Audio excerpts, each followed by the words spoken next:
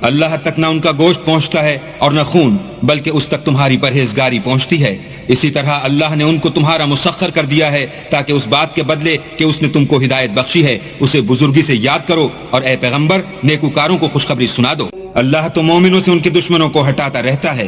بے شک اللہ کسی خیانت کرنے والے اور کفران نعمت کرنے والے کو دوست نہیں رکھتا۔ جن مسلمانوں سے خواہ مخواہ لڑائی کی جاتی ہے ان کو اجازت ہے کہ وہ بھی اڑیں، کیونکہ ان پر ظلم ہو رہا ہے، اور اللہ ان کی مدد کرے گا، وہ یقیناً ان کی مدد پر قادر ہے۔ یہ وہ لوگ ہیں کہ اپنے گھروں سے ناحق نکال دیے گئے، انہوں نے کچھ قصور نہیں کیا، ہاں یہ کہتے ہیں کہ ہمارا پروردگار اللہ ہے، اور اگر اللہ لوگوں کو ایک دوسرے سے نہ ہٹاتا رہتا تو راہبوں کے صومعے اور عیسائیوں کے گرجے اور یہودیوں کے عبادت خانے اور مسلمانوں کی مسجدیں جن میں اللہ کا بہت سا ذکر کیا جاتا ہے گرائی جا چکی ہوتی۔